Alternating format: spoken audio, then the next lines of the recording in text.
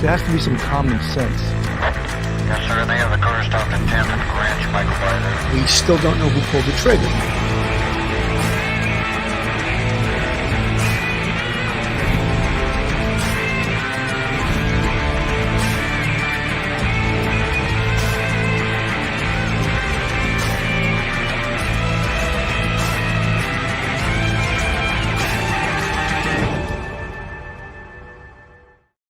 Hello, everyone, and welcome to Police Off the Cuff, Real Crime Stories. I'm your host, retired NYPD Sergeant Bill Cannon, a 27-year veteran of the NYPD. Folks, we're still covering the escaped prisoner Danelo Cavalcante, and several little twists and turns occurred overnight. It appeared that they were hot on his trail, but every time it seems like they're hot on his trail, boom, he escapes again. And they think that he has a different look, and I'm going to put the pictures up on the screen. It looks like he's clean shaven now. He's stolen some more clothing that he didn't have with him when he first escaped the prison last Thursday. This is day number 11, of course. This is from a Ring camera from someone's house. So look at the difference in his look. But that is his pathetic looking face, and that is him. And it's scary how long he has eluded the police. And there was earlier, of course, reports that he had stolen a white van, which makes this whole thing even scarier. So now he's outside of the initial area, that 2 mile, or then they extended it to 10-mile perimeter that they've called it, that was just surrounded by police inside and outside. And how he stole this van, we don't know. He's turned out to be quite an adversary for the police. And maybe he had these skills from his time in Brazil, that he learned these skills. And again, those pictures of him up on the screen. He's still wearing his green prison pants, but as far as you can see, he totally looks differently. Now, the stolen van has already been recovered, and now it's another sort of a nightmare. I'm going to play an update from the news, and then we'll get update. Hopefully, people have been texting me and telling me that, close to, well, it's never up to the minute, because the only people, even the police, don't have up to the minute, because by the time they spot and chase him, it's probably 15 minutes to a half hour has gone by. But as close to the time as we can get, I'm going to put this up on the screen and play this. For escaped inmate Danelo Cavalcante. Authorities believe he is on the move and are moving their search efforts. This after police posted these pictures of a man they believe is the escaped killer. These pictures show him clean shaven outside of a home in East Pikeland Township, Chester County. Action News reporter Caroline Goggin is live in nearby Phoenixville with all the breaking details. Caroline, Cavalcante has struck fear in the hearts of so many. Now residents there have reason to be concerned. Yeah, Nydia, residents down in Kennett Square, Copson Township area, they've been on edge for the past 11 days now. And now residents up here in Phoenixville and throughout Chester County continue to be on edge as Danelo Cavalcante, according to Pennsylvania State Police, was spotted in this area overnight here in northern Chester County. We're joining you live this morning from the Phoenixville Police Department, and we have seen several state troopers pull in and out of this parking lot over the past hour this morning as the search shifts north up here. Let's show you those latest images of him from Pennsylvania State Police. They are new into our newsroom this morning. They shared these images from Ring camera video in East Pikeland Township. They believe they show Cavalcante, who has now changed his appearance. They say he's now clean shaven, wearing a green or yellow hooded sweatshirt, black baseball cap, green prison pants, and white shoes. And police tell us this morning that Cavalcante is now driving a white van that he stole. And not far from where these images were captured, there was a reported police presence in a church parking lot on Bonnie Spray Road in Spring City. That's not far from here in Phoenixville. Now, we want to give you some context right now and show you a map. Now, for the past 10 days, the search has been focused in Kennett Square near Longwood Gardens. That's about 20 miles or 40 minutes south of here in Phoenixville. In fact, there were 2 confirmed sightings of Danelo Cavalcante in that area on Friday. Now, once again, let's give you those images of Cavalcante that Pennsylvania State Police are sharing with us this morning. We are now in day 11 of the search for this escaped prisoner, this convicted murderer. The 34-year-old from Brazil escaped from the Chester County Prison on August 31st. He was there after being convicted of murdering his ex-girlfriend. And for days now, he has eluded hundreds of law enforcement officers who have been out there looking for him. Now, back out here live at the Phoenixville Police Department, we do know that Cavalcante has family in this area of Phoenixville. And we also know that his ex-girlfriend, the one he's convicted of murdering, she had family in this area as well. We are expected to hear from Pennsylvania State Police at some point today. We are still waiting on an exact time or location, but police right now are urging everyone at home, keep your doors locked, check your surveillance video, and if you have any information, call 911 or call their tip line. That is 717-562-2987. That's the latest live in Phoenixville. I'm Caroline Goggin. So, folks, that's already old news because he stole this van. This was earlier this morning, and he abandoned the van, and they have the van, and he now fled back into the woods. So it's like, it's, as I said, this information is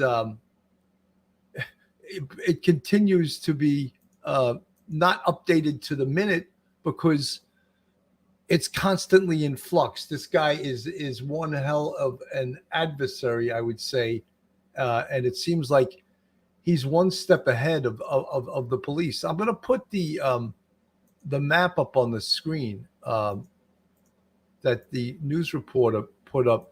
And she indicated that it's 20 miles away from the perimeter, what they described as the perimeter. So now that he has this white van, or he took off, he's 20 miles from the perimeter that the police sort of took great pride in keeping him sequestered in that perimeter. Now he is no longer in that perimeter.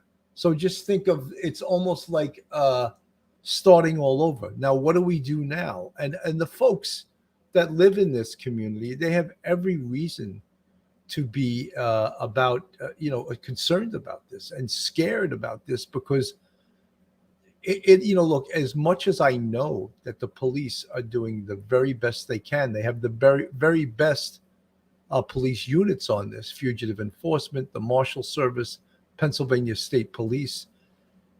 There's some luck involved in this. And, they're doing everything right according to police procedure. However, people that live in this area don't want to hear about that. They don't want to hear about your failures or your excuses. They just want to hear about your successes. And you can understand that because people are scared, and again, I think we have to go back to the prison and talk about, and not dwell on it because there's nothing we can do about it right now, but how inexcusable it was to have 2 escaped prisoners from that facility within 2-3 months. Just totally inexcusable. And from what I understand, unconfirmed information, the interim warden resigned because obviously there was probably a lot of heat on him. But something, these bureaucracies like prison, who knows if the interim warden said, I want to put alarms on this area, I want to put spikes, I want to do this, I want to do that. And if they said, oh, it's not in the budget, because in bureaucracies that can happen. Now what's in the budget?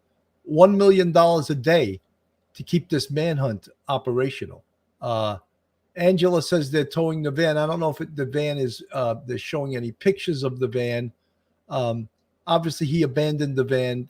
They know he was in it. So it's not evidentiary-wise. It can just be used to show that he stole the van. There's another charge against him. But he's facing life without parole anyway. So it's like, it's sort of, academic that they're going to show this van. So let me play this.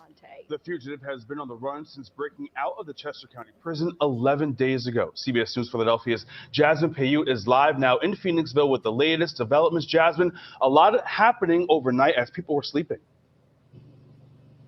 Howard, good morning. That's right. A lot of developments overnight. We know police have entered a new search area. This is about 35 minutes from where they were positioned less than 24 hours ago in Kennett Square. Pennsylvania State Police confirming that Cavalcante has been seen and he has changed his appearance. Take a look at this. This is the most recent images of Cavalcante that were seen overnight. This was caught on Ring surveillance. As for the other sightings, at least 10 of them since then, police say those were actual visual sightings. Now, we know that since Saturday overnight, he looks a little differently, according to officials. He is now clean shaven and was last seen wearing a yellow or green hooded sweatshirt, black baseball style hat, green prison pants, and white shoes.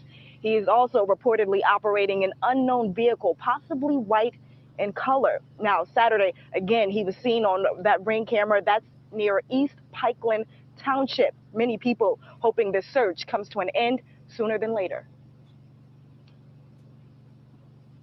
Okay, so we do not have that sound from those people, but we do know that many people have been following this from the very beginning, everyone hoping that Cavalcante is found soon. Now, we do know that we are in a church parking lot right now. Earlier today, about a dozen officers swarmed this area for a reported sighting. We're still waiting to hear more. We believe Pennsylvania State Police will be holding a press conference at some point today. Again, anyone who has seen anything is urged to contact police. A $20,000 reward being offered for information. Guys, I'll send it back to you in the studio. Jasmine, thanks so much. So, Howard, these are huge developments this morning. This search, the intense part of this search, has moved to a different part of Chester County, Phoenixville. Right, and now we're talking about like 35 minutes away. Right. It's not an easy way of getting from Kennett Square over to Phoenixville. We're told now he may have a car. He obviously changed his appearance, so they're just asking everyone to stay vigilant as they continue to search for this man. Again, he's clean shaven. Right. He has that yellow or green hoodie with the black baseball cap. They're asking people to also search on their doorbell cameras to see if there are additional sightings. Right, and of course, the state police say we are scheduled a news conference for later on today. That timing has not yet been figured out, but we'll, of course, bring that to you. And also, we do have a reminder, the state police, they have also set up a tip line for you. That number there on your screen, 717-562-2987. We also have that number at cbsphiladelphia.com. And there's also a reward of up to $20,000 for information leading to the capture and arrest, again, of Danelo Cavalcante. You know, folks, I see some people in the chat saying that, you know, the police are violating people's rights. I don't believe that's true. I mean, this is for public safety, you know, and if they have to shut down certain areas, I don't think that's violating people's rights. I think it's sort of protecting people. And, you know, if you view that as violating someone's rights, I don't think that's correct. You know, and I think that this has been going on for 11 days now. We spoke about the individual who Cavalcante got into his house earlier. Remember that? I'm going to play a little bit of that because to me this was one of the most baffling things, and not baffling in a way. I just felt that the person whose home Cavalcante, Danelo Cavalcante, was in. This was earlier. This was right after he escaped, and this is the gentleman who flicked his light switches. I find that a little bit troublesome that he didn't realize the danger that he and his family was in, and he felt that flicking the light switches was the way to go with this. And I just thought it was a little bit crazy. So far, Cavalcante has eluded authorities ever since this stunning escape from behind bars. We now know that one of the guards who missed this prison break has since been fired. And it appears that hundreds of law enforcement officers are working this case, and they may be narrowing their focus around the local botanical garden. Joanne Pilieggi from our Fox affiliate in Philadelphia joins us with the latest from Chester County. Joanne, I know you were having some weather issues out there, but you're on the ground there. What can you tell us about the investigation? Good evening. It is day 10. Well, folks, realize this is day 10. So since this is being reported, I just want to give you an idea of what the terrain looks like, of what the police are up against. So obviously, this is all one day ago. So many things have happened. Of course, he stole a white van. He's 40 miles north of the perimeter, and now he escapes back into the woods. It's almost like they're starting all over again. But just realize this is dated information from a day ago. And the search continues in earnest to try to catch this escaped killer convict. We're here right now at the command center. This is the State Police Command Center at a fire station in Unionville, Pennsylvania. Now, that's about 6 miles away from Longwood Gardens. And that, Longwood Gardens, a major tourist attraction in this area, was one of the last locations where Danelo Cavalcante had been spotted. Now, here they're mapping out at the fire station, they're mapping out plans to try to catch the fugitive who has eluded police so far. Now, the backstory, as everyone knows by now, Cavalcante is a 34-year-old Brazilian national, and he had been convicted of the brutal stabbing death of his girlfriend. His trial concluded in late August when a jury returned a verdict of guilty in about 15 minutes. Cavalcante killed his girlfriend, stabbed her 38 times in front of her 2 children after he feared she would rat him out about a 2017 murder back in Brazil. Now, Cavalcante crab walked up a wall at the Chester County Prison and escaped over a fence on August 31st. He has been awaiting transfer to a state prison. Now, here we are 10 days after his escape.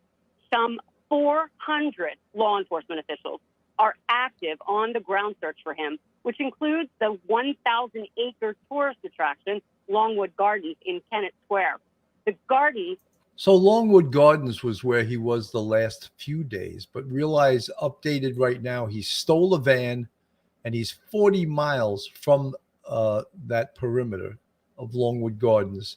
And the van has been abandoned and the police have it now, but he's back into the woods, back into survivor mode, deep into the woods. So this could go on for, much longer now. Have been closed most of the week. Now, residents in the area are scared. They're frustrated that this dangerous criminal is still out there somewhere. And there is speculation that Cavalcante may have a cell phone that perhaps he got in the prison, and perhaps he's communicating with people on the outside who perhaps are telling him where the search is centered. There is now a $20,000 reward for information that leads to Cavalcante's capture and arrest. Joanne, thanks so much. We appreciate it. All right. We appreciate it. Let's bring in Ryan. Look, no one is blaming anyone in this case. It's the police response. The police are doing the very, very best they can do. Sometimes with this type of thing, they're right 1 step, 1 yard, 10 yards behind him, but they have yet to catch him yet. So I'm just echoing the frustrations of the community and anyone who's watching this. And not that the police have not aren't trying their best to catch him. Undoubtedly, they are. And again, if you've ever been in a search like this, it is quite frustrating. This guy seems to be 1 step ahead, and there's no doubt in my mind. Of course, he's going to get caught. It's just a matter of time. On the screen now is the gentleman who earlier in this search, Danelo Cavalcante, wound up in his house. Let's hear what he has to say. Ryan Drummond, a Chester County resident who spotted the escaped prisoner inside his own home. Ryan, thanks so much for joining the program. So this guy has killed 2 people, 1 in Brazil, 1 in America. He comes into your house. What does he do? Yeah, so, last Friday, I was woken up by a noise in the kitchen. And I went over back to my wife's side of the bed. I said, hey, I don't want to freak you out, but I think there might be somebody inside. At that point, from my vantage point looking down, I could see that our French door, that was an old French door, was slightly ajar. I grabbed the picture frame, which was the only thing I had really to defend myself, which did not feel like a good tool to use in the moment.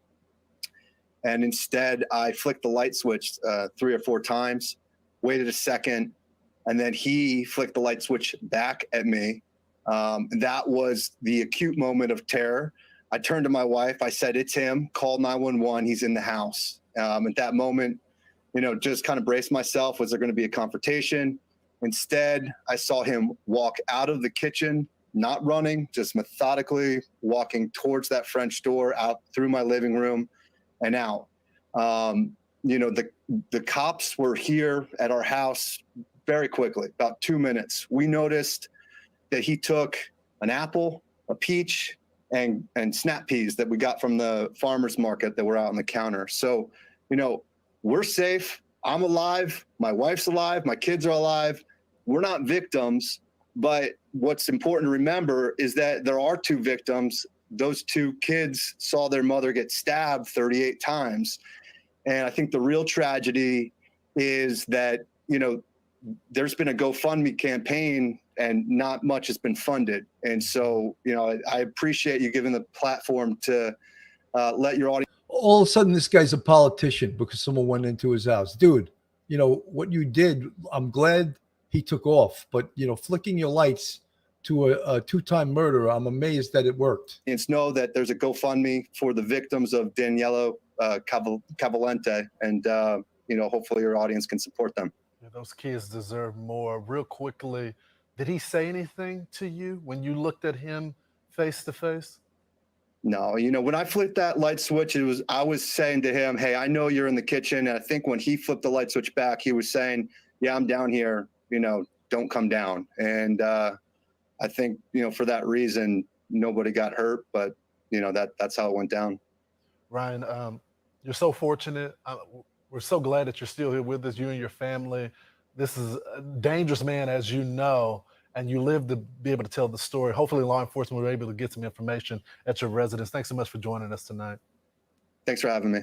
So I'm now joined by former NYPD inspector, our friend Paul Morrow, as well as Steve Murphy, one of the former DEA agents who took down Pablo Escobar. Paul, I'm going to go to you first. So this guy was here illegally. He was a fugitive from Brazil. How does he pull this off? Do you know if this guy has any experience evading law enforcement? Obviously, he was able to leave a country, but while being a fugitive. But how did he get away? Was this an inside job? What are folks telling you? So what I'm hearing is that 2 things. First of all, that he may have some survival skills from back in Brazil, which may be helping him now that he's located ostensibly inside the Arboretum. You think he has some survival skills from Brazil? I think he's shown that, hasn't he? Which supplies him not only with forest cover, but with water. Remember the rule of 3, right? You can live 3 minutes without air, 3 days without water, 3 weeks without food. His concern here is water. He got there. An arboretum, by definition, has a lot of water. Secondly, if you look at this video, look at his waist. It looks to me, aside from the fact that this doesn't look very spontaneous to me, he must have planned this. He's got something around his waist from what I can see. If you see on his lower back, I surmise he's got a towel or something so he could get over the razor wire. The story is he got to the roof. He had to get past that razor wire. That's no joke. Every prison in America has that stuff for a reason. So I think he planned it. I don't think it was opportunistic. I think that he saw an opening, obviously, but planned it a bit. And obviously, he's got some resources because I have to be honest, Lawrence, by now, I would have bet that the dogs would have him. I'm telling you. I'm looking at the perimeter. He breaks the initial perimeter. You got. Folks, of course, that shows also that he brought the towel with him, if that's in fact what was secreted in the back of his waistband, according to this retired NYPD Inspector Morrow. That was to defeat the razor wire that was on top by the roof. And again, that shows premeditation. It shows planning. It also shows the fact that, guess what? Another inmate escaped from this exact same location on, I believe the date was May 19th, 2023. So boo-hoo to the prison that they didn't do enough in the way of security, in the way of having live cameras on that location, in the way of maybe alarming that location, on the way of maybe cordoning off that location until they figured out a foolproof security system that wouldn't allow an inmate to crawl up the wall like Spider-Man and escape. So they didn't do that. So now, of course, one correction officer gets fired. And as far as I just heard recently, unconfirmed, that the interim warden just resigned. So, very poor security in this prison. 400 law enforcement officials that are combing the air. I have more faith in them, but this tells me that this is a pro. Special Agent, I want to go to you because you actually talked with the state today, some of the folks that are working this investigation. What are they telling you on the ground? Thanks for having us on the show, Lawrence. And really nothing new. The research I'd done prior to this, Lieutenant Colonel George Bivens reiterated that. He did stress the fact that they are dead on his trail. He thinks it's a matter of hours, maybe days, but I think more realistically hours because of the conditions there. And he also pointed out an important part with the Pennsylvania State Police. I've done some activities with them and have some friends in that area. The Pennsylvania State Police are a full-service police agency. They're not a highway patrol, so they have extensive experience in hunting fugitives, especially Colonel Bivens. The resources that he has out there, your reporter mentioned there's as many as 400 police officers out there. State locals, they're out there in all force. You've got all the feds in there now. I think DEA might be the only one that's not out there, but they've even brought in the Border Patrol's BORTAC unit, which is their tactical unit that's specially trained for different things. And I'm sure the Bureau probably has their hostage rescue team somewhere in the vicinity. So no reason to believe this is going to go on longer than necessary. He did explain that it's, I don't want to say triple canopy coverage from the trees, but it's an area that there are some wealthy farms and ranches in that area. So the foliage and the undergrowth is not culled out any at all.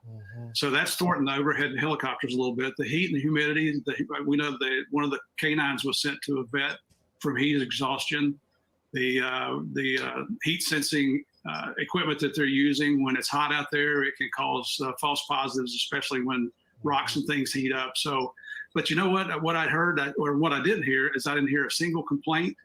The police officers are out there in full gear with their bullet resistant vests on and all their kit and everything. They're carrying their long guns, and not a single person's complained about being out there. So the folks in that area, I know it's a scary situation, but you got some professionals out there protecting you. Well, this is true. Well, they know they're dealing with a guy that has nothing to lose. And, we're really fortunate that he didn't kill that family in that house there, because this is a guy that has nothing to lose. Gentlemen, thanks so much for joining the program. I wish. So, folks, just to update again, this morning we were going over that some past information. Danelo Cavalcante had stolen a white van, and it was abandoned up in an area. I'll pull up the map. I'll put the map up on the screen. It was abandoned in an area about 40 miles north of there's the area that it was abandoned. I believe it was recovered on Miller Lane, or someone else put in the chat. Of course, it's been impounded. The police now have it. We don't know this area, but again, just suffice it to say that the van has been recovered. But that changes the whole complexion of this. Now it's no longer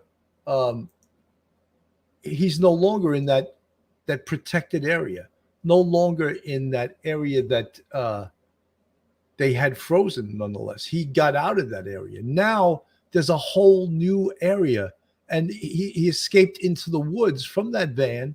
Now they have to set up an entirely new perimeter and try to keep him contained in that area. And folks, we keep hearing, oh, they're going to get him. Yeah, of course, they're going to get him. And we all want to support our law enforcement and in their efforts, because, you heard them saying, oh, no one's complaining. Well, they're pros. This is their job. If they complain, no one wants to hear it, because their job is to protect the public. And if you live in this area, you have every reason to be concerned about an escaped fugitive who's killed 2 people. I wouldn't feel safe to leave my wife home. Tina Powers, you talking about Mr. Drummond. I think that was not a very good move on Mr. Drummond's part, because he should have called the police. Then he could have been hurt seriously. Tina Powers, I think that, he lives out in Pennsylvania. He's got a wife and apparently 2 kids. There's something called a gun. He should have a gun to protect his family, not flicking lights. And I go, and I know I'm going to take heat from some of the people in the chat. I don't care. You have to decide what's more important. And obviously, defending your home and your family. People mention the castle doctrine, this doctrine. I don't care about doctrines. Someone invades your home, it's time to use something called deadly physical force. And especially if he's an escaped 2-time murderer. Flicking lights does not make it with me. All right. And if I sound a little upset, yeah, I think that's ridiculous. Thank God he's alive. And that cocky little 5'2" piece of crap, 120 pounds, he just flicks the lights back and leaves. That just shows you his mentality. He would have taken all their lives with even a second thought. And I always, when I cover this story of Danelo Cavalcante and an escaped 2-time murderer, I always think of this savage right here on the screen, Gonzalo Lopez, who escaped from a Texas prison in 2022.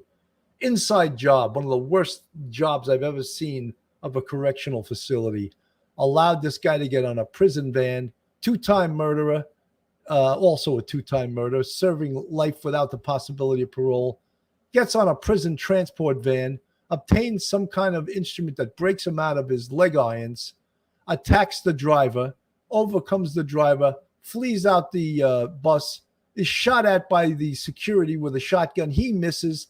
He runs through a field. A local police officer, a useless piece of crap, sees him running across the field, does absolutely nothing, and he gets away into the woods. Is that the end of the story? No. The Texas Correctional Public Relations Arm, it just spews forth nonsense for a week to 2 weeks. Oh, we're on him. We're going to get him. And, in this case, they were just really throwing out nonsense. And the community starts to feel a little, okay, maybe he's out of here. Maybe he escaped. And in fact, the public relations of the prison put out there that we're pretty confident he's left the area. 2 weeks went by. So what do? They tell people, oh, you can start coming back into the area. We think it's safe. And there were all these hunting cabins that he was living in, breaking into them and living inside of. A family of 5 comes into the hunting cabin, and this savage you see on the screen killed all 5 of them. And that is all on that Texas Department of Corrections, the local police there that didn't do a very good job. And I'm not going to disparage the rest of the people that were hunting for him, but just the whole way it was handled was ridiculous. So I just, we have to face how serious this is. And, when I see that man who thought protecting his family was flicking the lights, it drives me a little bit crazy. And, what could have happened, thank God it did not happen, but he could have killed the entire family there. And let's not get lulled to a false sense of security because he's 5 foot tall, 120 pounds. He's got I guarantee he has a weapon or several weapons. He may, at this point, have even have secured a firearm. We don't know. So, to take this lightly, no, do not take this guy lightly. He's shown that he has skills to survive in these woods.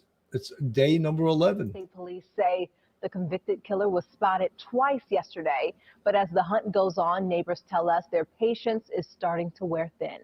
CBS News Philadelphia reporter Ryan Hughes has the latest from Chester County. The weather has created challenges this week in the search for Cavalcante. First, it was the extreme heat. Now it is rain and storms. State police did not hold a briefing Saturday, and people in the area tell us they're growing more frustrated. Pennsylvania State Police and hundreds of officers have centered their search again around Longwood Gardens and Kennett Square. Investigators say there were 2 additional confirmed sightings of Danelo Cavalcante on Friday within the search area. We were just curious to see what was. So, folks, this is, of course, Friday and Saturday. We know updated right now is that he stole a white van We have yet to see the white van. He abandoned the van about 40 miles from the original perimeter, and he's back off into the woods at this point. So this is just from a day or two ago. What's going on? We've been following everything since day one. Frank Lynch and Karen Hill Thomas live about 10 miles away. I'm just praying that they can find him. I wish there was something we could do. You know, Dr. Edward Moskowitz has asked in the chat, do I think he has assistance? I think there's a good chance of that because he has family in this area. I doubt the family of the woman, the girlfriend that he killed would help him because they also live in this area. But he does have family. So is there a possibility, Dr. Moskowitz? Absolutely. He could have help. And if he does have help, I guarantee you the police would know that right now. Police helicopters circled the area Saturday as officers on the ground continued to comb through wooded areas, fields, and neighborhoods for Cavalcante. It's now been more than a week since the 34-year-old convicted killer climbed to a roof using 2 walls and escaped from the Chester County prison. We have been dealing with, the helicopters, the drones, that whole situation that's been going on right now. There's definitely anxiety. Everybody's, looking around saying, where is he? Where is he?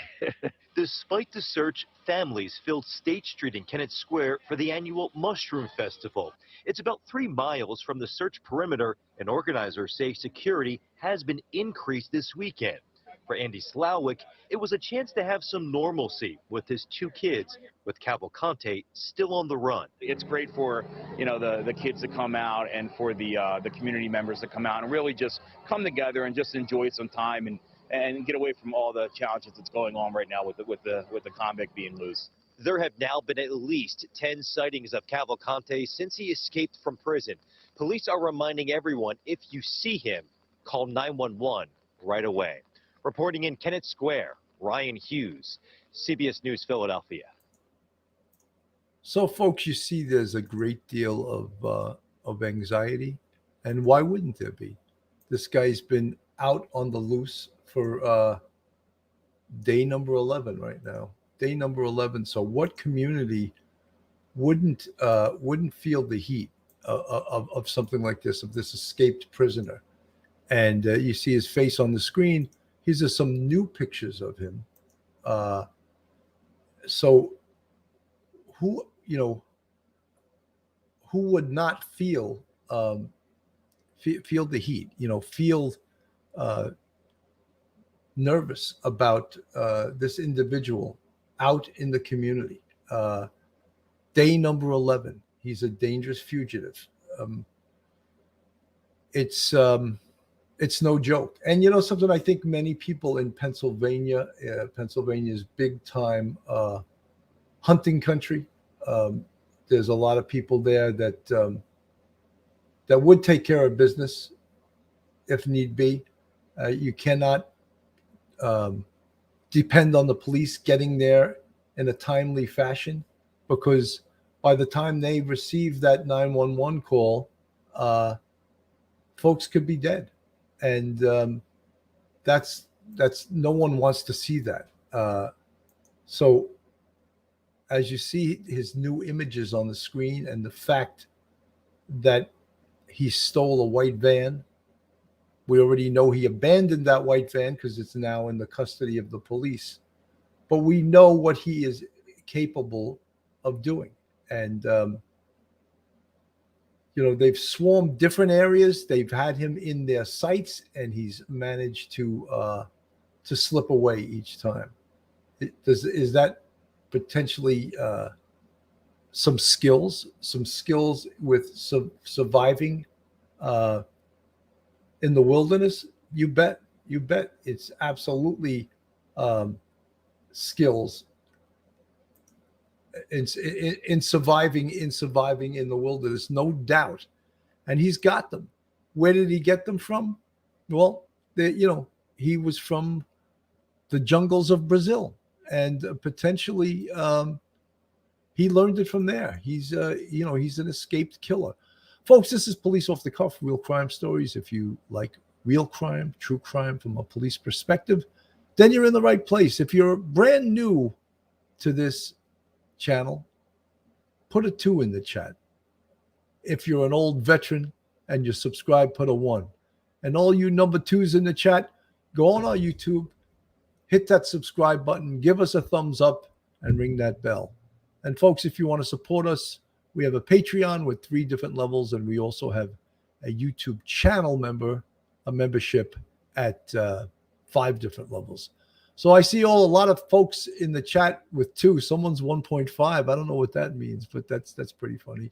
All you 2s in the chat, go on our YouTube, hit that subscribe button, and give us a thumbs up. So you may ask questions like, how long can this go on? You know, how long can this guy survive out in the woods? So he's survived this long. And if you see those photos of him, it doesn't look like he's any worse for the wear. He's obviously eating. You know, it's amazing that he gets so close to this house here, that he's right on someone's front porch, and scary if you live at that location, that he's getting this close.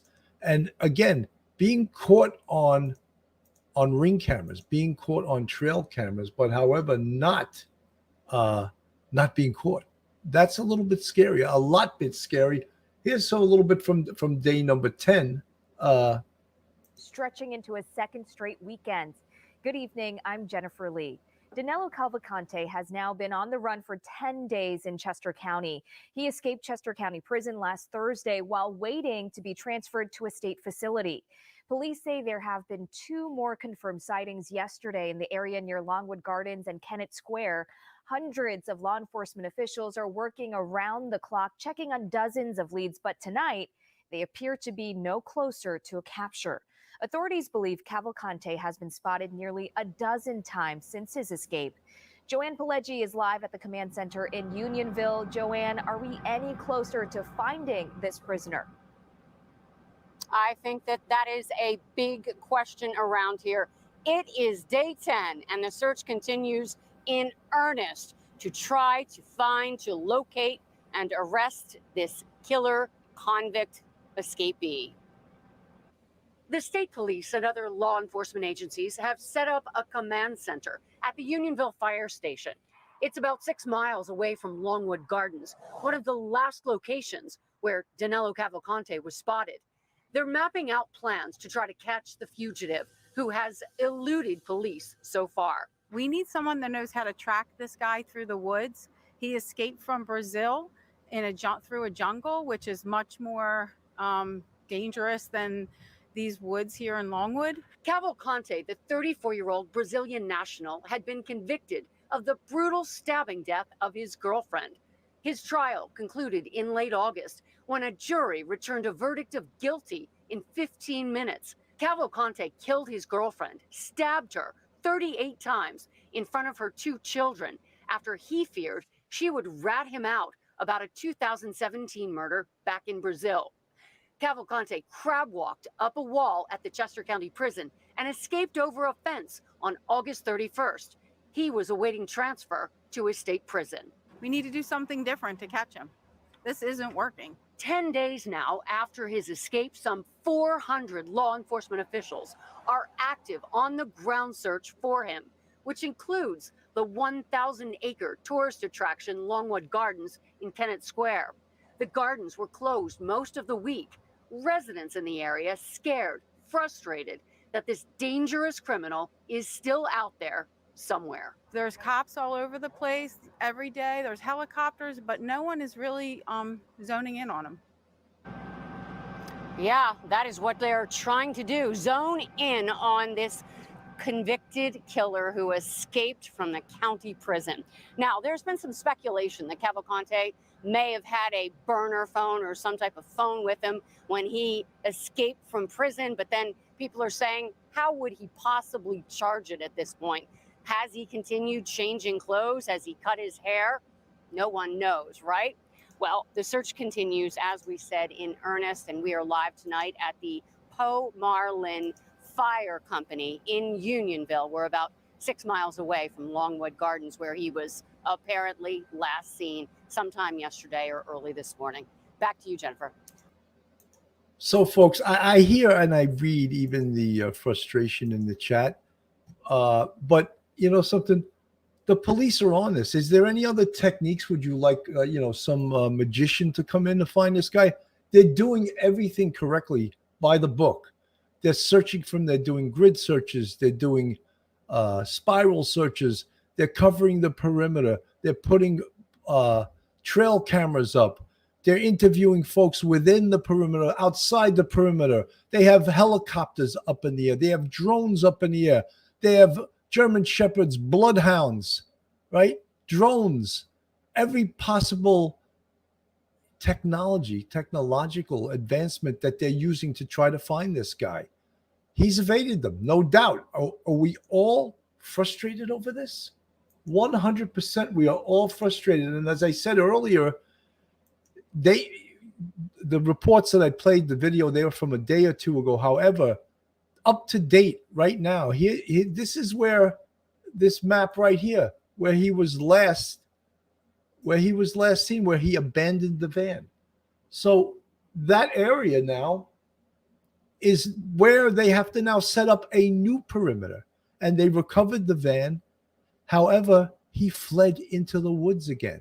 So now, as I said, you start all over again. No one ever wants to start all over again looking for this guy, but guess what? That's what they have to do. Start all over again. Now, I haven't seen yet. We would be expecting another press conference this afternoon. I haven't seen anything posted. If anyone in the chat has seen any, B. Kells, 1296, thank you for the 199 super sticker. Second Amendment people, arm yourselves. Yes. Janice Van Sant, roadblocks, car searches. Oh, I saw someone in the chat was saying the police are violating people's rights. If that's violating people's rights for the protection of all in a situation like this, someone's saying that there is a press conference at 2:00. I haven't seen it posted, but I will certainly get to it if it is in fact going to take place at 2:00. But right now, I'm not seeing any evidence of a press conference. But again, if I see a press conference, we'll be all over it. And someone's saying there is a press conference scheduled, but we'll see it. Duty Run is going live in a couple of minutes. Okay. Grace Green. I got Kim Alston, one of our moderators, great supporter. Any other? April Tubin, there was a stolen white van that has since been recovered. And at the point where the van was abandoned, it's believed that Danelo Cavalcante ran into the woods at that location. So that's the last information we have in regards to that. But it's, again, they are using every resource they have. There's the wanted poster on the screen. Let me just take the chat picture off. The wanted poster on the screen is still, he doesn't look like that anymore. He has new pictures apparently. Here we go. There's his new pictures taken from a Ring camera from someone's porch. If you could compare that against his prison photo, you could see he looks rather differently. Does he have skills? We've been talking about that. And again, people are so frustrated that the police have not caught him yet. They're using every resource possible. Thank you, Lieutenant Pete. I really appreciate you, Lieutenant Peter Pranzo, Harlem Raiders, Street Crime Unit veteran. Thank you so much. They're saying that there is a 2:00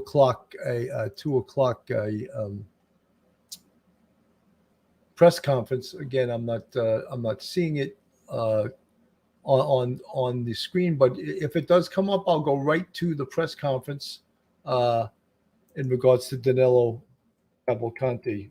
Let me just take a look. Let me see if there is.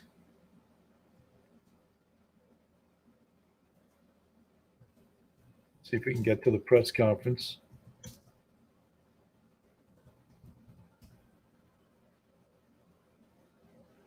Well, not yet. I haven't seen one. No, it's not. It's not up yet. But as soon as they go to it, I'll go right to the press conference. We expect there to be new information. Of course, some of the new information we gave it to you already, which was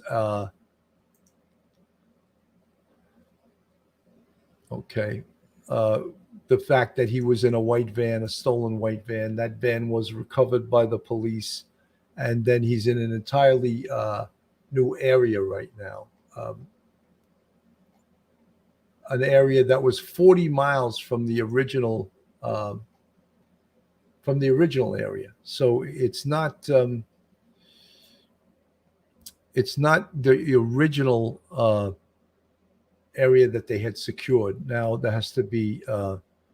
Darlene Wolf, question: do you think a gang is helping him? You know, Darlene, there's a possibility that he's having help from the outside. CNN is showing law enforcement at the platform. Well, let me see if it's if the press conference has started. I'll see if I can pull it up. If so.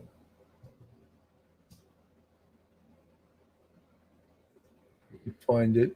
Okay.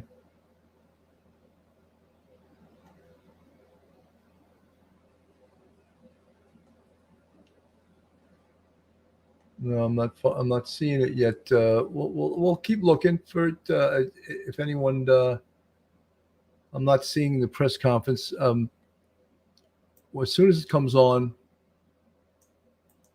people seem to think that capturing this inmate is an easy task, considering the terrain and all the search efforts. I hope it soon ends. P9 New York, and so do I. I really do hope that this ends, especially when we have, like on the screen here, Gonzalo Lopez, and we know what happened in that case, and that's why we're hoping for a happy ending to this one.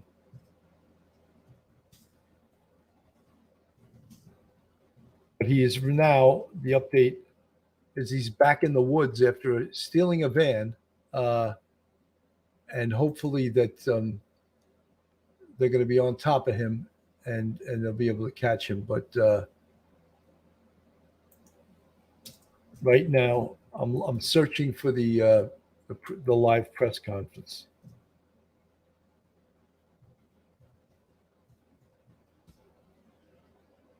Okay. As we know, the person up on the screen, Danelo Cavalcante, he was a escaped prisoner from a prison in Texas, and while on the lam on escaped, he killed a family of 5 before his life was taken by the Fugitive Enforcement Division. So again, as I said, as soon as we get this this press conference live, I will go to it. The latest thing was that yeah, I'm gonna actually go to Duty Ron has the press conference. I'm gonna go to his.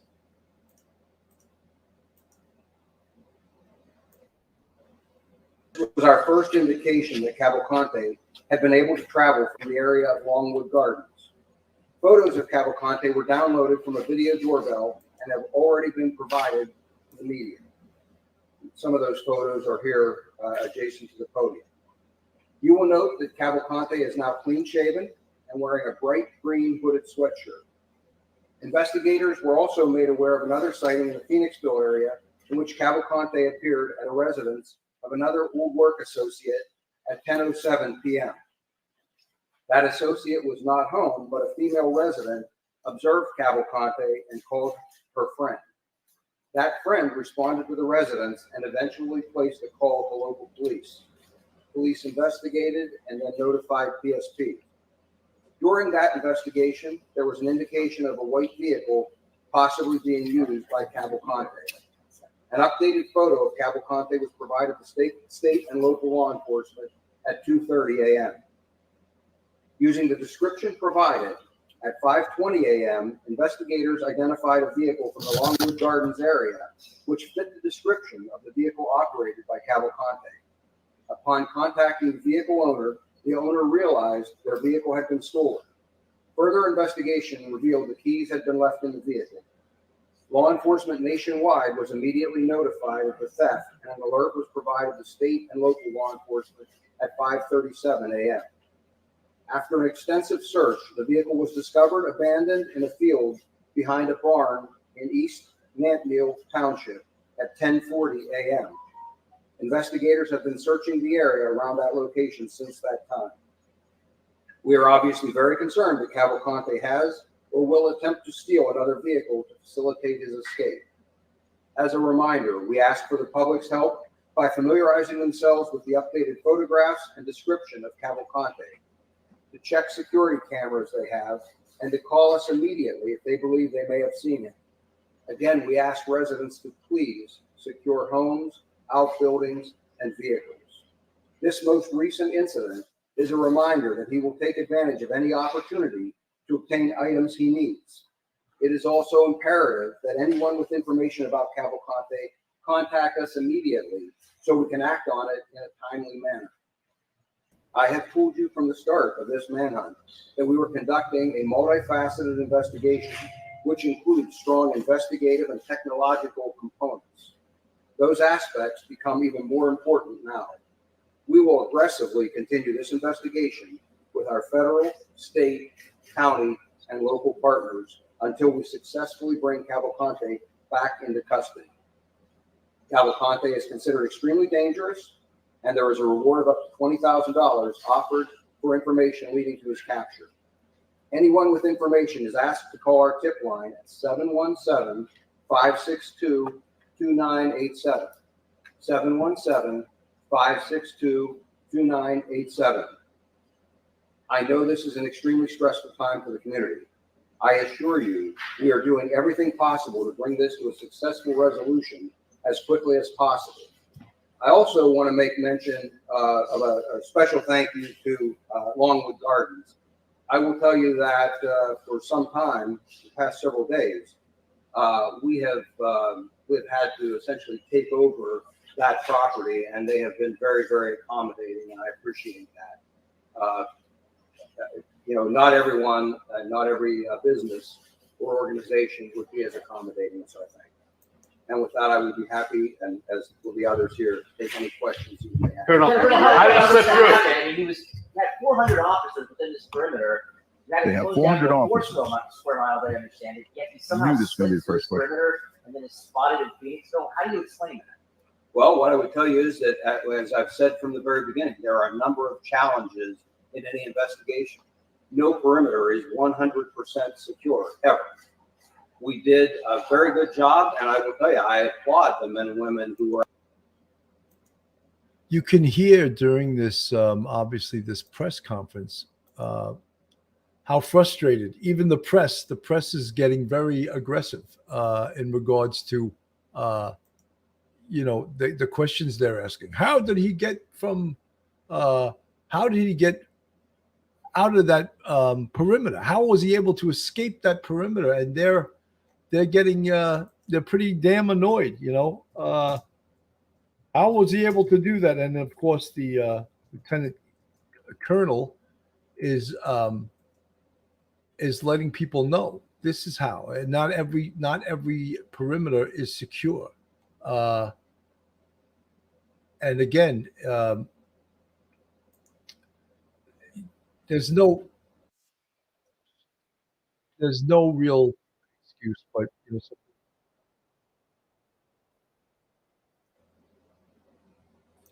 that are out there and did penetrate the body armor.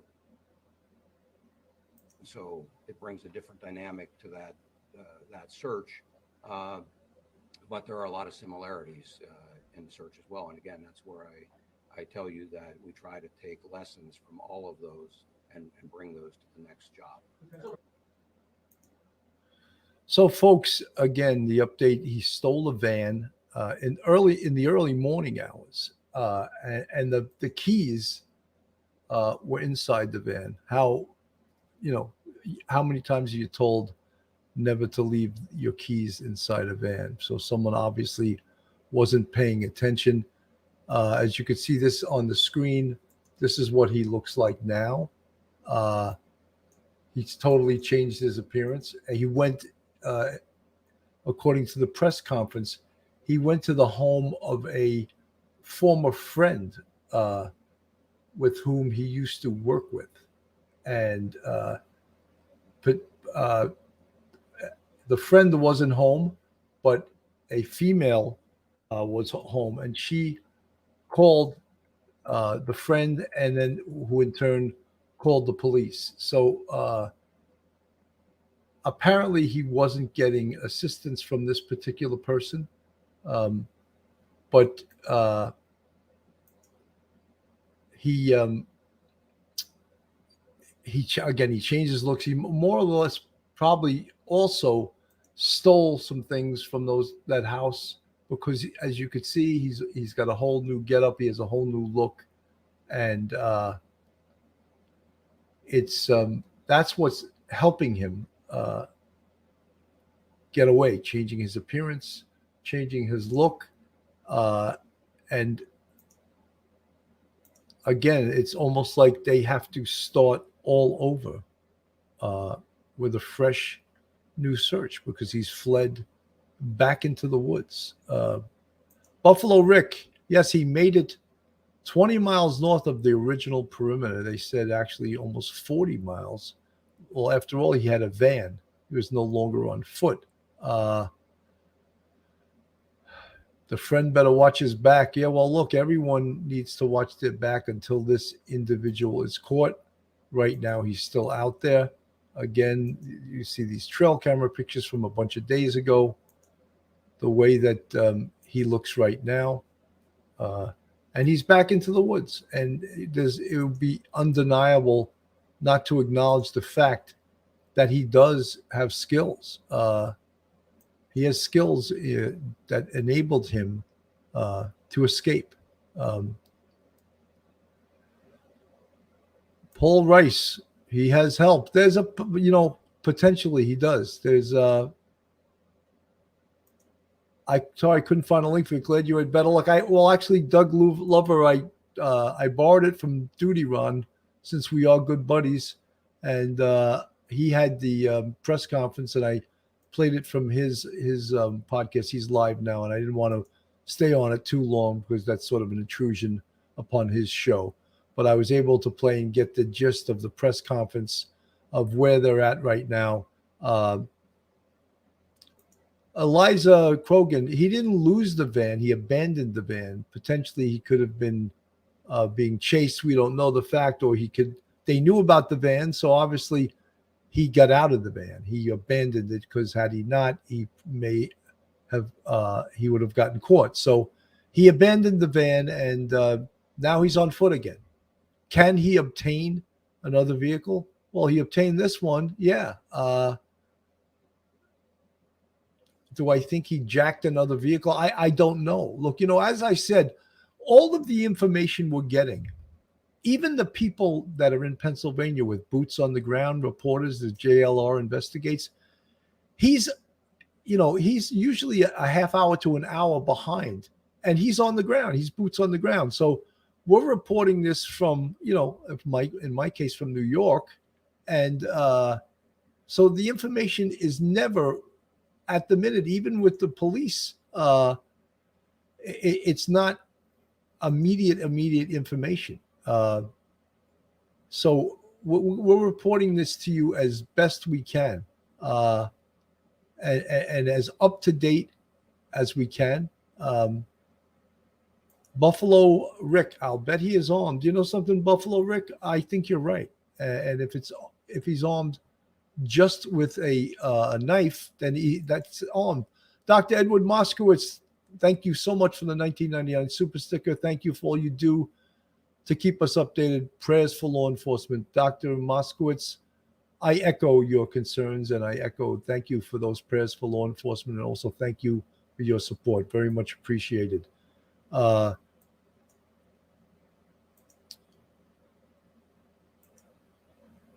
So, folks, in the chat, no one, no one is looking to like make a political issue of this. The reality of this is that there's a dangerous murderer on the loose in this area of Pennsylvania, and no one can feel safe until he's apprehended.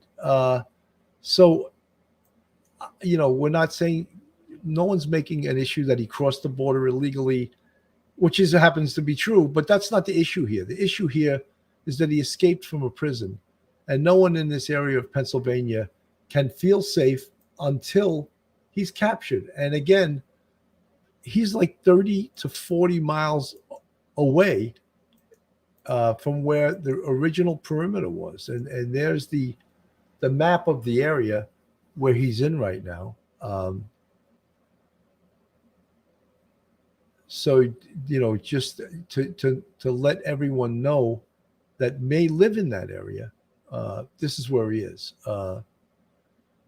Ghostery Anonymous must give credit to the teamwork of Bill and Ron to bring us this press conference and analysis. Well, I definitely thank Duty Ron for being up on it and to allow me to play it on, because I couldn't find it on YouTube when I was searching for it live. And if it's still up there, it's I could try to still go to it, but I was not finding it, folks, when I searched for it, the live press conference.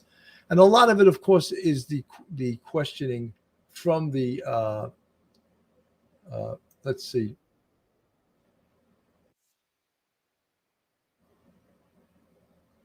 Let's see here. Stop screen. Let's see if we can add this. I may have found it. Let's see.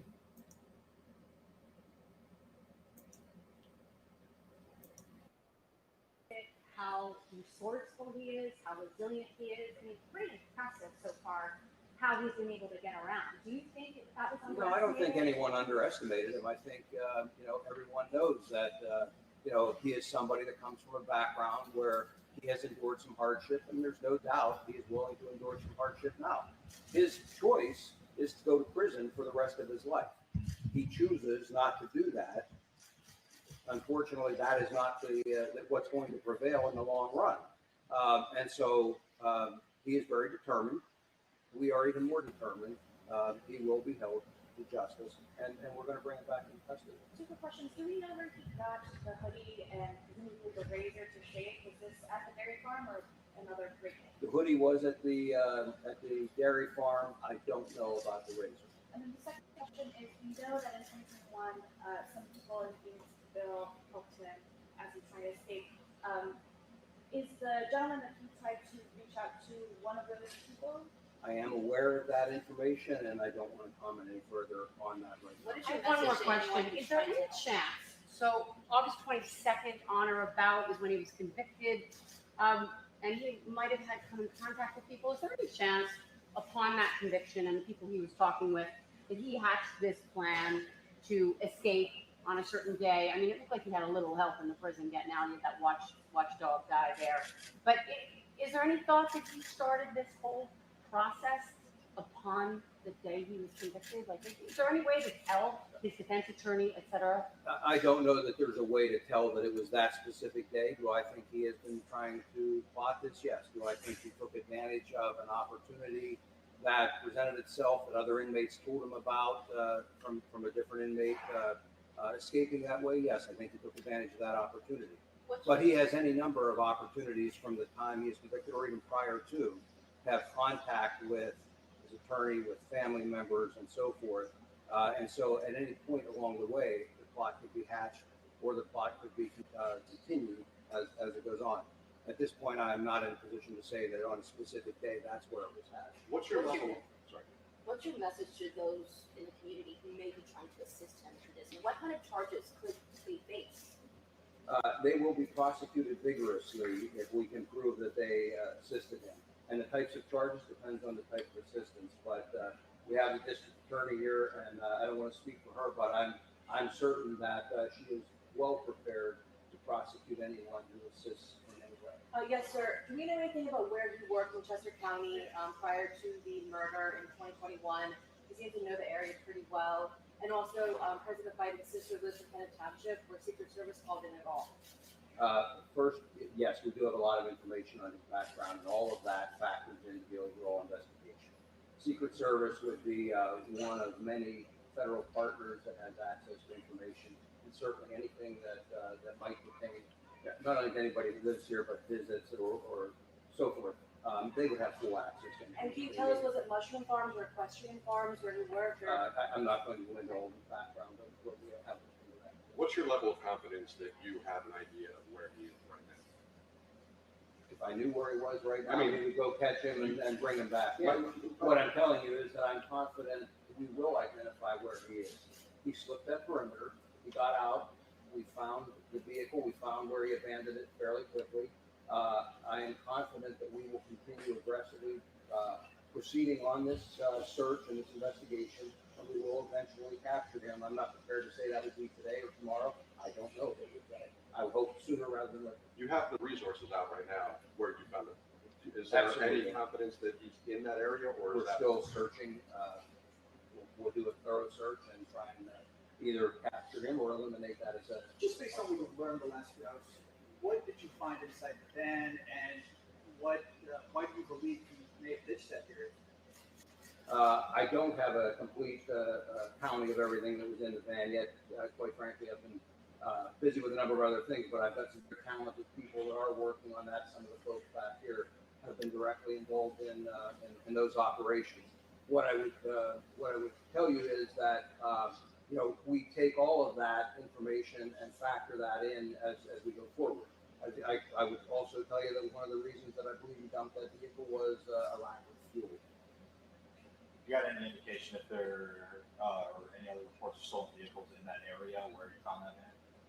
I do not have a report of a stolen vehicle. I anticipate that we will. Are we still at 400 people searching on the ground, or are we up to the numbers as of right now? We're adjusting the numbers as we speak, and again, it's going to be determined by what the conditions require. There's no point in having resources stand around. Conversely, I never want to be in a position where I wish I had more and didn't have it here. So we try and anticipate and we'll adjust. You mentioned that you're still investigating how he was able to breach that perimeter, but haven't been able to pinpoint where in the perimeter that he was able to slip through, or general consensus of the area. To conclusively determine that, I have my suspicions where I believe or how I believe that happened. Did you share that? But no, because I don't know conclusively. But again, I knew where the weaknesses were, and I think perhaps one of those weaknesses came into play. Lieutenant Colonel, at what point does another agency take over if he is in fact spotted across state lines? At that point, we certainly have all the federal partners here right now. The U.S. Marshals really takes the lead anytime you start crossing state lines, and they're here. They're a huge partner in all of this. We work hand in hand, not only when we're doing these kinds of investigations with people assigned to their offices that are deputized, right along with their deputy marshals, and that work with them every day of the year.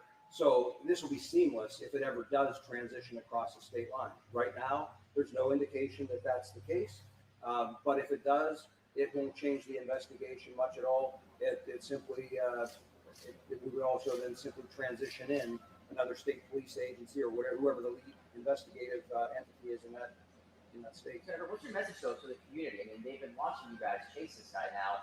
It's day 11, a lot of scrutiny coming towards your agency, but you let him slip through this perimeter. What do you say to the people that are losing faith in not only the Oh, I don't know that people are losing faith. I will tell you that I think people realize we have given this a 100% effort. And as I said earlier, I'm proud of the effort that our people have put forth.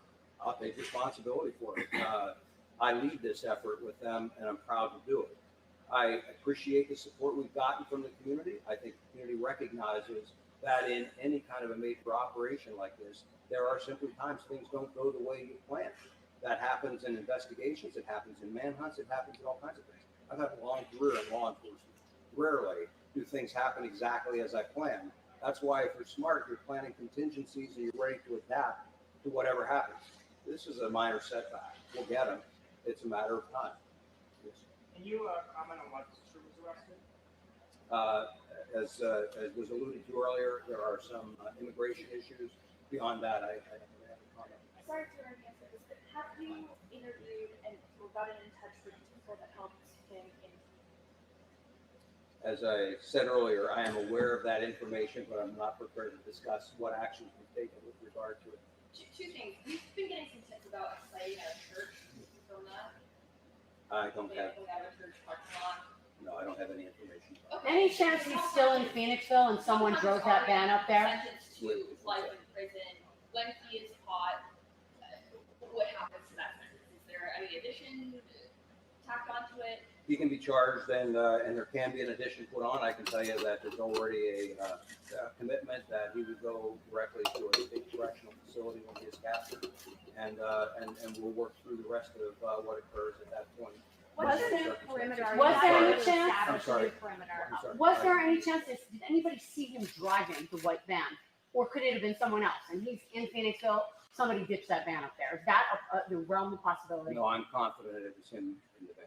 Are you even able to establish a perimeter now that he seems to have gone farther? As I said earlier, a large perimeter isn't the answer in every single investigation or every time or at every point in an investigation. And so we established a small temporary perimeter. We're still holding that in that area while we finish that search. If it's not successful, there's no reason to hold that perimeter. I mentioned here that there were a number of delays in the reporting of this to us. So, we would look to other opportunities to further the investigation. Perhaps later today, perhaps tomorrow, perhaps the day after, if it still goes on that long, there may be a need for another significant perimeter like we had here. And if so, we will absolutely do that, and we will absolutely do our best to capture him at that time. I don't want to offer any opinion on that right now. How many confirmed sightings were there again? And then you tell me. I've said before, there are varying degrees of confidence. I think it's fair to say 8 or 9 easily. So many people were at the Mushroom Festival yesterday and today, and so many people have expressed how grateful they are to law enforcement coming in, county, state, federal, to keep the community safe that you have this weekend here in the Kennesaw region. For the people that live here locally, can you give us any insight into where he was hiding, specifically overnight, with any evidence of anywhere he might have slept one of these nights, as the efforts been going on since prior to Labor Day? No, there's really not anything I can disclose now. From Lakeland to Netno, it seems to have gone west about 11 miles. If you're behind the wheel, as you point out, it's literally right out of gas. So as you try to kind of make up for any ground loss, where do you think he was going when he was going west? Well, again, I think he's looking for assistance, and I think he had a reason to do that. Where would be his next stop? Is he not? Well, I'm not going to go any further than that, but I think that's a strong motivator for someone. Quick question about the church. It was on Bonnie Gray Road. There were people who said they saw a white van and another car. A lot of people maybe investigate that. We have investigated Bonnie Gray. I didn't realize that's the church that you're talking about there. There was an incident at Bonnie Gray. So was that a confirmed or level sighting? Yes, just it didn't fall, at least the aspect that I saw. Okay. Was there another car involved with that? People had said that there was a white van pulling out with another car involved. Prior to him going to Phoenixville, was there any law enforcement station over by his sister's house before this all happened? I'm not going to talk about where we have assets at this point, but again, folks, this is the press conference in regards to escaped Pennsylvania inmate Danelo Cavalcante. There's some updated information in regards to this morning. Danelo Cavalcante stealing a white van and getting 40 miles away from the perimeter, and thus abandoning the van, and the police having to establish a new search area, a new perimeter. A lot of moving parts to this, whether he's had help outside in the community where he used to work going to the home of a former work associate. All of this also is in flux. I don't believe they have all of the information accurately right this minute, but they're giving an update via this press conference. I think it's very reasonable to think that law enforcement assets were, given the number of people we had assigned to this, very reasonable to think that there were law enforcement assets anywhere that it would have been appropriate to do so. Can you touch on any of the specific challenges law enforcement is going to be dealing with Cavalcante's potential access to a vehicle? Well, I mean, certainly he is a very determined individual. And so one of the challenges that we face is if people don't heed our advice, and as we had here, a vehicle unlocked with keys in it, that makes our job more difficult, and it makes it much easier for him to succeed in various aspects of his escape efforts. And so, I go back to, we want to make this as difficult as possible for him. We ask for cooperation in trying to do that. Do you regret shortening the perimeter at that time at all? No, it was absolutely the right thing to do. We can strengthen it as we bring it in. It wasn't a matter of him being outside of the perimeter. He was in there. We had sightings once we had it in there and had the perimeter strengthened. It was simply a matter of you can't guarantee 100% of the time that you can contain somebody with a perimeter of that size.